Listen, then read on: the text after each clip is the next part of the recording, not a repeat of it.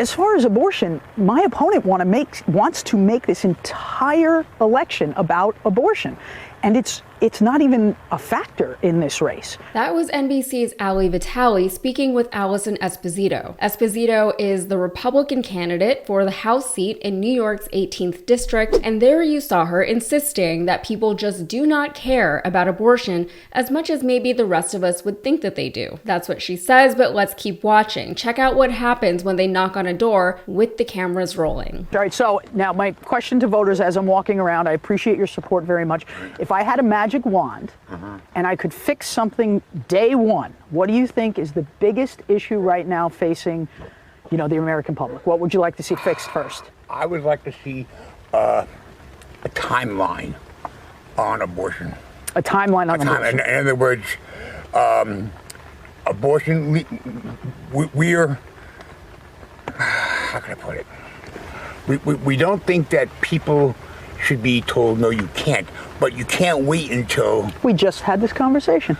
Right. We just had this conversation. You can't wait until the very end, right, and say 4 months.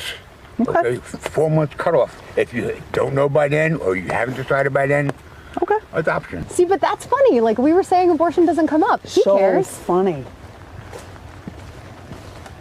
Might not be what we thought he was going to say. No, but that's not usually the top issue. But you know what? It is still an issue on people's minds. So she's a woman candidate who is pretending that women don't care about abortion, downplaying the significance of women's health care as a pivotal political issue. So as far as I'm concerned, she's already the worst. I don't have to know really anything else about her, but let's find out some more about her. She is a former cop with the NYPD, following in the steps of her father. She served with them for nearly 25 years. She thinks liberal policies have trashed New York City and made it more dangerous for residents. She doesn't like District Attorney Alvin Bragg. She ran for lieutenant governor of New York in 2022, and obviously she lost that race. And she's hoping to swing the Hasidic Jewish vote in her congressional race, a group that traditionally votes Democrat. The way she plans to appeal to the Jewish community is by relating to them on the, quote, attack on our wallets, which feels like a stereotype. Her opponent, Democratic incumbent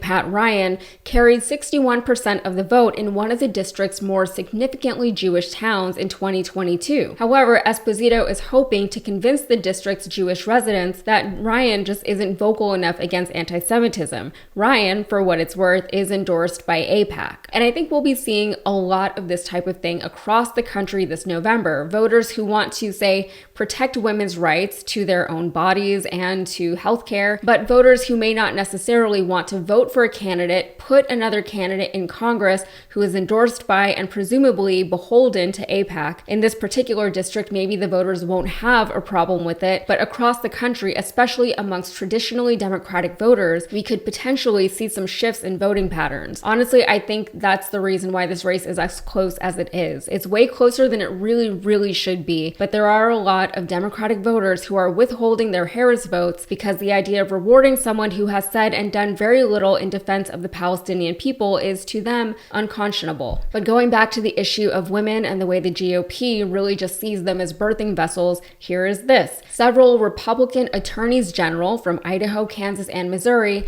have filed a legal complaint earlier this month arguing that states have a right to ban the abortion pill mifepristone because the lack of pregnant teenagers would be bad for the voting populace. With the FDA allowing the distribution of the drug, it's essentially violating the state's right to pregnant teenagers. And that's not just me editorializing. Here is what the complaint actually said. Remote dispensing of abortion drugs by mail, common carrier, and interactive computer service is depressing expected birth rates for teenaged mothers in plaintiff states, constituting a sovereign injury to the state itself, potentially leading to consequences like losing a seat in Congress or qualifying for less federal funding if their populations are reduced. So basically, the women of these states and their expected children are being treated not as human beings, but as state/Republican collateral. I have a political question, but I want to ask a follow-up to one of the abortion questions. Okay. There are other things the federal government could do, not just a ban. Would you direct your FDA, for example, to revoke access to mifepristone? That's one of the things. Sure, you could do things that would supplement, absolutely, and those things are pretty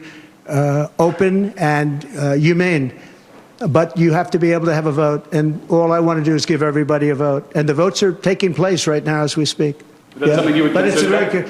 there are many things on a humane basis that you can do outside of that, but you also have to give a vote, and the people are going to have to decide. You wrote the foreword for a new book by Heritage Foundation President Kevin Roberts of Project 2025. Project 2025, among many other things, calls for rolling back approval of the abortion drug mifepristone. Donald Trump told me during the debate that he would not block the drug. And on Thursday, when he was asked, he didn't rule it out. So which is it? Well, look, Dana, first of all, Project 2025 is not affiliated with the Trump campaign. Kevin Roberts is a friend of mine. We already knew that they don't care about the lives of women, though. We already know that they're trying to force women to give birth in situations where they don't want to or are unable to do so. Donald Trump hand-selected 3 members of the United States Supreme Court with the intention that they would undo the protections of Roe v. Wade, and they did as he intended. Oh, you guys are at the wrong rally.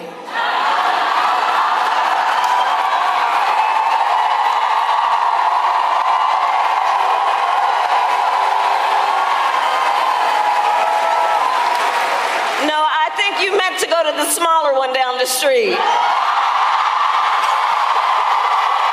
I know some will try the methods that I did, and I want them to know that there are safe methods to self-managing their abortions according to the World Health Organization. It is 1 mifepristone pill followed by 4 misoprostol pills dissolved under the tongue 24 to 48 hours later, or a series of 12 misoprostol pills, 4 at a time, dissolved under the tongue every 3 hours. There's no way to test it in the bloodstream, and a person doesn't need to tell the police what they took.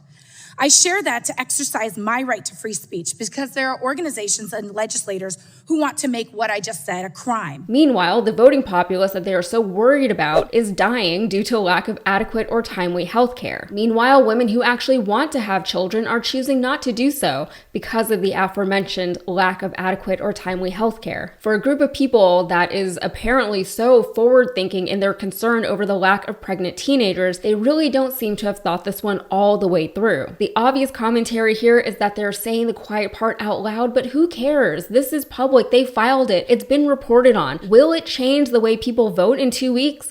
I don't know. It should, but I just don't know. Good luck to all of us in November. All right, that's it for me. If you got anything out of this, please like the video and subscribe to the channel for more. Thanks.